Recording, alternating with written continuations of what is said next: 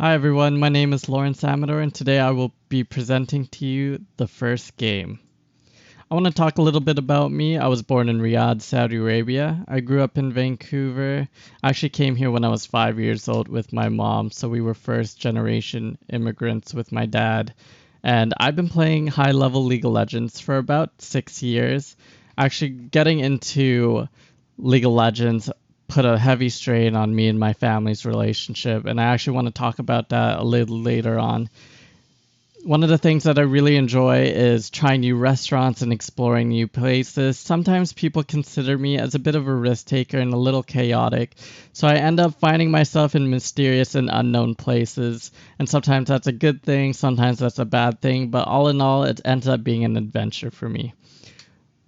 Journeying into esports, the first time I entered a tournament was actually when I was 19 years old. I became a pro player when I was 20 years old, and I was able to experience so many things when I was a pro player. I actually dropped out of first year college to pursue my esports career, and because I did that, my relationship with my parents were definitely thrown through a hoop. It was really difficult for us to see each other eye to eye, and that really pushed me into a lot of different things. But luckily for me, I was able to meet a lot of beautiful and amazing people along the way. I was able to build a brand for myself, being Trans TV One, which I absolutely love. And I got to visit Los Angeles. Actually, the first time I ever flew on a plane was to Los Angeles by myself. I was scared and nervous to be alone in a foreign place without my family and without my friends, but it was a great experience and it was a jump I really wanted to take. I was able to play live on stage in front of a live audience, and that was absolutely exhilarating for me. Experiencing that alongside people that I considered my brothers on stage, competing against some of the best players in the world, really made me feel like I was somebody that was important and I was able to put a mark on the world, even if it was just for a couple hours. We had to prepare for our matches between games, and let me tell you, that was really difficult for us because our opponents were really tough to beat. And a lot of the times we were able to pull through, but on the other half, it was really hard, and sometimes we would lose. But on those games that we did win, we were able to try out new foods together.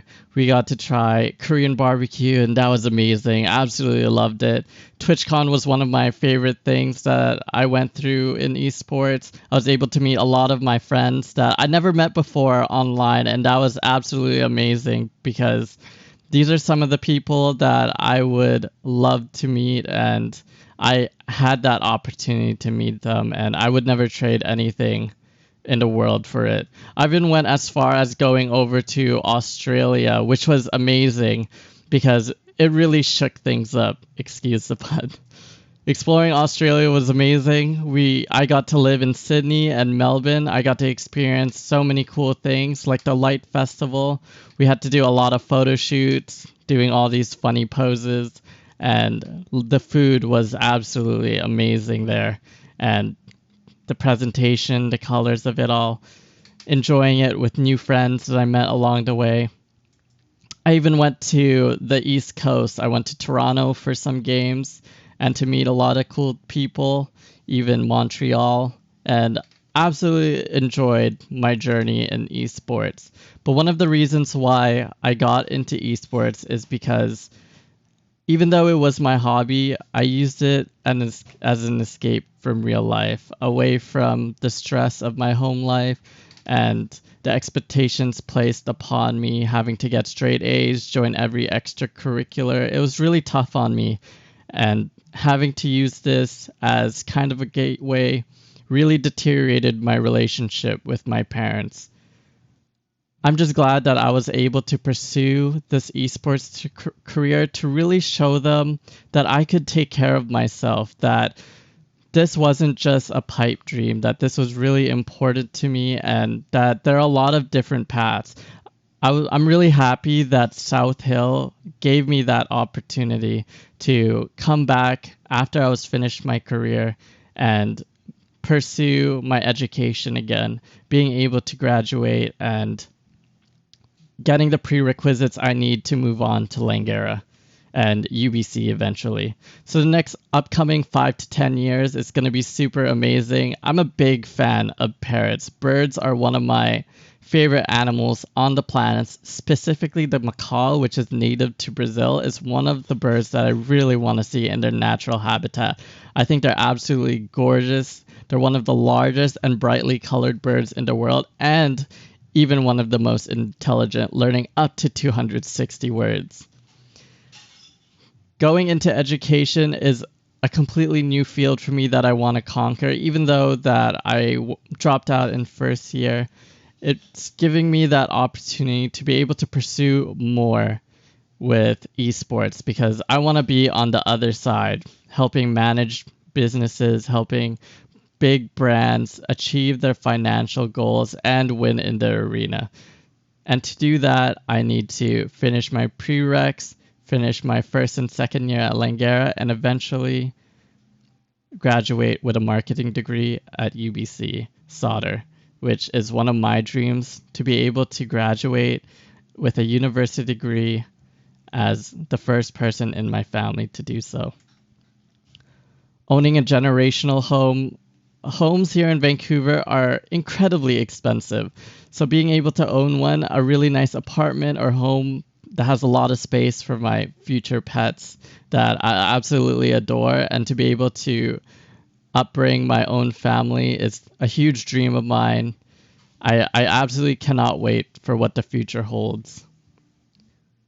The Art of War is one of my favorite books. This quote really resonates within me because sometimes it's hard to get up from bed, but you just need to be able to see the silver lining that sometimes you can't see. Sometimes things are really hard for you. Sometimes there's just things that you may not think you can get past, but within that chaos, there's also opportunities. Some doors close, some doors open.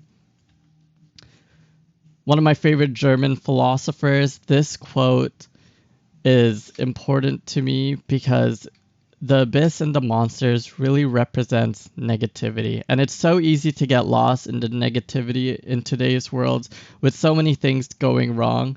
You need to be able to find the things that you enjoy, find ways that you can fight the negativity and kind of bring yourself peace within all the turmoil that's happening today. Some of the tips that I have for you is that no matter what people say to you, that you can't do things, that you can't make it, always keep pushing forward no matter what. Being healthy in the mind, body, and soul is what really drives success. Never stop learning, and surround yourself with people who are likewise, who never stop learning. Not necessarily successful, but people who don't give up. And sometimes you need to stop and smell the roses. For me, mentoring the esports team at Langara is one of the things that I pride myself in. It's really given me strength and resilience to be able to coach them.